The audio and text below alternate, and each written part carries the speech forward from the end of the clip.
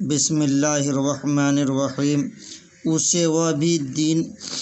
اسے وہ دن بھی یاد تھا جب وہ اپنی جانی پہچانی دنیا کو خیر باد کہہ کر ایک اندیکھی دنیا کی طرف پرواز کر رہا تھا۔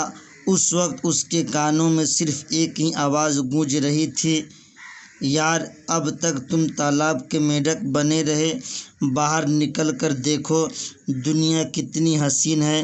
کیا تم نے اعلیٰ تعلیم اور اونچی ڈگریاں اسی لیے حاصل کی ہیں کہ صبح سے شام تک چپل توڑتے رہو؟ اس نے بدیسی دوست کے اس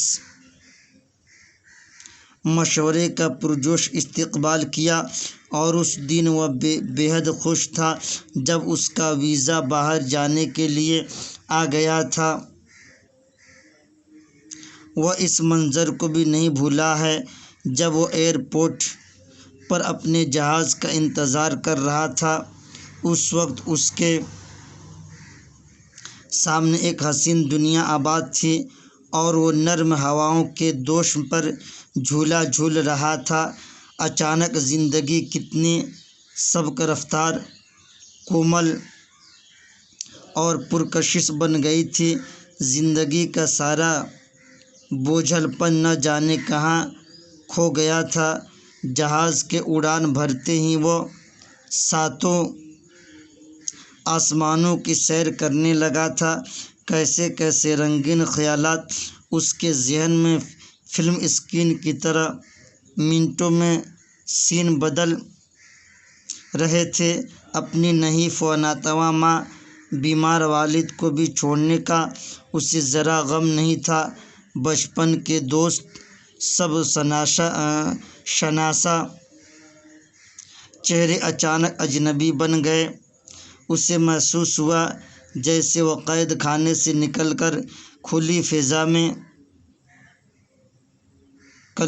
کلیلیں بھرنے لگا۔ خوبصورت اور اسمارٹ ایئر ہوسٹس جب اس کے سامنے کھانے کی پلیٹ سجائے آئیں تو اسے لگا جیسے وہ جنت کی حوریں ہیں جو من و سلویٰ کے ساتھ اس کی میزبانی کر رہی ہیں۔ اس نے ان کے دستے نازنین سے پلیٹ لیتے ہوئے کنکھیوں سے انہیں دیکھا۔ ایئر ہوسٹس نے دل نواز مسکراہٹ کے ساتھ دریافت کیا، کیا اور بھی چاہیے کچھ آپ کو؟ اس نے ہکلاتے ہوئے جواب دیا، نہیں ہاں، اور پھر خود ہی اپنی اس بوکھلاہٹ پر بری طرح جھپ گیا۔ اس کے دل میں لمحہ بھر اس دلنواز مسکراہٹ پر گدگدی ہوتی رہی، لیکن پھر اس مسکراہٹ کی اصلیت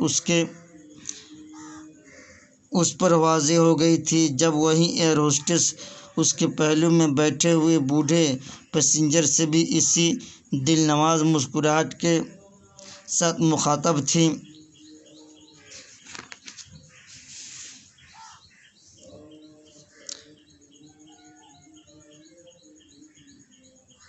وہ تو یہ ادائیں جلوہ عام ہیں جن کو میں نے اپنے لیے مخصوص سمجھ لیا تھا۔ اپنی شخصیت کا سہرا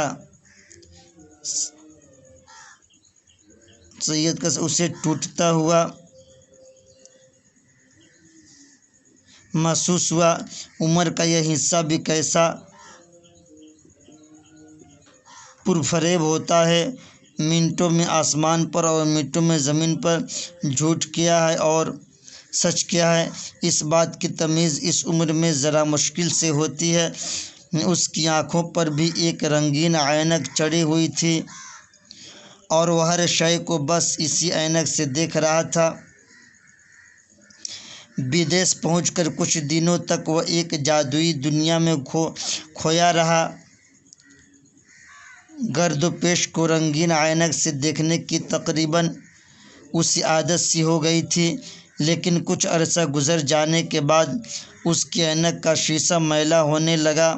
اس کا معمول بن گیا تھا کہ گھر سے باہر قدم نکالتے وقت ہی پہلے وہ اپنی عینک کے شیشے کو خوب صاف کرتا تاکہ وہ پہلی سی چمک واپس آ جائے، مگر یہ دیکھ کر اسے بڑا دکھ ہوتا کہ شیشہ صاف ہونے کی بجائے میلا ہی ہوتا جا رہا تھا۔